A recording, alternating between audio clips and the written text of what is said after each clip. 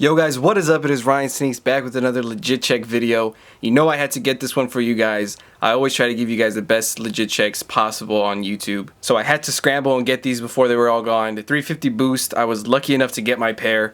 So let's take a look at the box first. Let's go ahead and take a look at the box, alright? So you get the boost on this side. Whenever you see the label right here, on the left, you're gonna get boost. On your right, nothing. Now on the side where the sticker is not, you're gonna get the opening tab. You just kind of pull that open to get your shoes, but we will get into that in just a second. On the front side you get a big 350, and on the back side you don't get anything. Now a very important part of the Yeezy Boost 350 legit checking is of course the size label. For example, me with the 12, as you can see, you get all the normal stuff for it. You want to make sure that that little guy is centered. You don't want one arm to be bigger than the other. Let me see if I can focus that a little bit better. There you go. So you want you don't want one arm to be bigger than the other. He has to be exactly proportional in the middle. Just your normal stuff from all the other 350s. This is your colorway right there, which is like, I guess that's Stingray, Beluga, and Solar Red.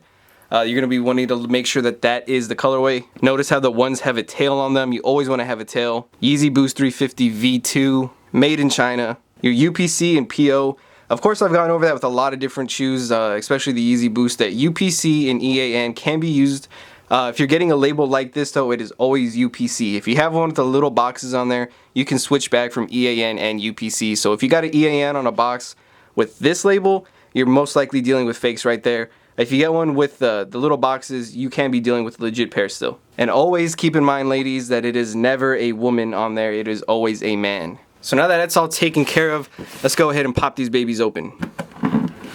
So with this pair here, you do get an open box like that. You kind of pull it out, similar to the Jordan 11s. Jordan Band's been doing the pull-out box for a very long time. Now with this pair here, I got two pieces of paper. I don't know if that's anything, but the last ones I got did not have two. And everything in this video is just what you should be looking for. Of course, there are factory defects, but I have tons and tons of people on my other videos saying like, well, I got mine and I know they're legit, but this is wrong or whatever. Like, there are factory defects. For example, right here you can see there's like glue hanging off the tip of my lace. These were produced like in crazy quantities. These are really widespread. So there are going to be some quality control issues with these. Just don't mind that. Just what I'm going to be showing is things you should be looking for. Of course, the big thing is with your receipts. A lot of Foot Locker receipts are faked from fake companies, and they will say Selena or Kyle Ramos right there.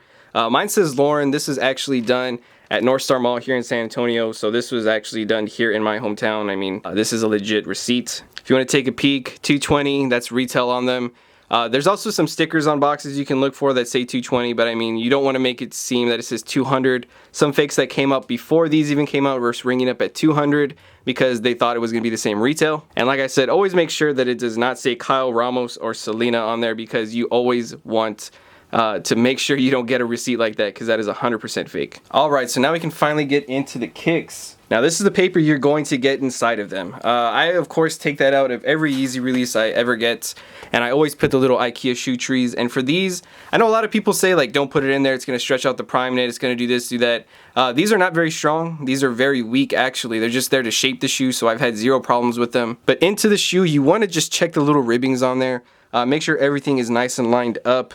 You want to make sure that it goes very close to the top. It doesn't have to touch exactly on this one. Here you get the SPLY 350 running across. You do want to make sure there's a little bit of room before there. You don't want it touching the sock liner right there. Just keeping it nice and firm. And there are going to be little spots where it kind of changes, as you can see.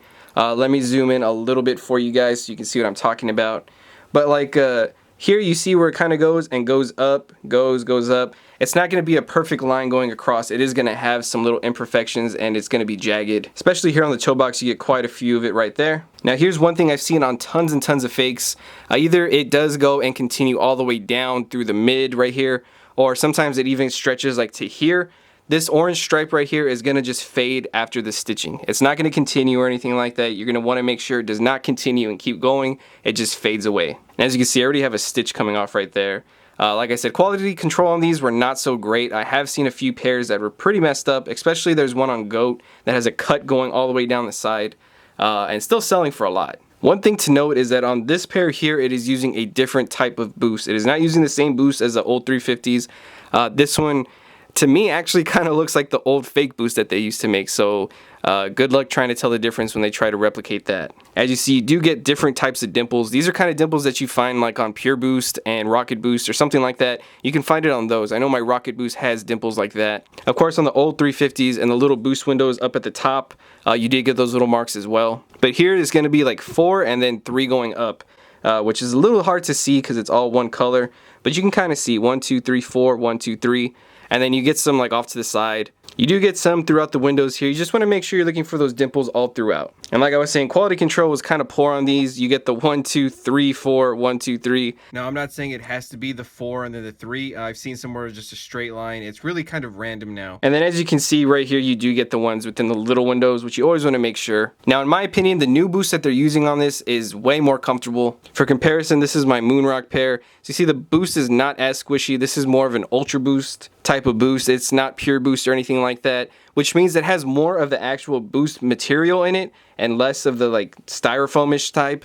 But I actually think when they mix them two, it's a lot more comfortable. And as you can see in the shoe, it is translucent and you can see the full boost going all the way throughout. Before it was not like that. It was not translucent at all. So you want to make sure that it is a translucent. With the laces here, they're going to be like a smoky gray, similar to the one that's on the shoe already.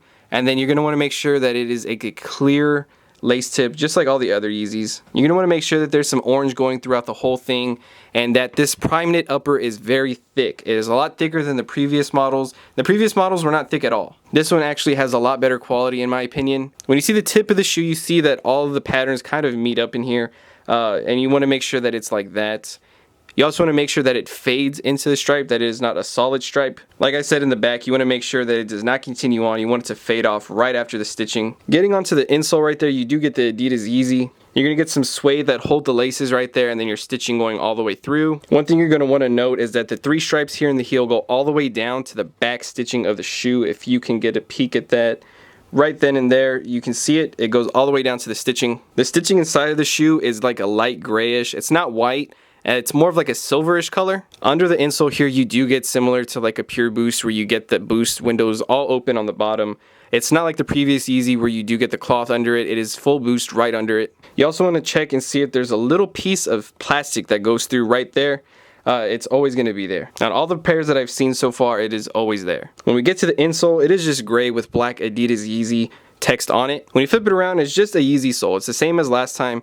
The text right here seems to be a little bit more bold and standing out than before, but that's really nothing to note. What you're really going to want to check is, of course, the Adidas logo, making sure it is flat with the 3 little tips right there with a dot on them. And then, of course, your little tag right here is always going to be on the right shoe. So yeah, these are just a few of the things that I've come up with to help you spot fakes and make sure that you're buying a real pair. Like I said, the biggest flaw that I have seen on many fakes is that the stripe continues on a little bit or goes the whole way through. It is always going to fade. Also, making sure that they're using the other boost instead of the previous boost they used on the Yeezys is a big key. And then making sure the insight like that is also good for the newer pairs, because a lot of the newer pairs are following the exact stuff from the last pairs, just using the different upper and midsole.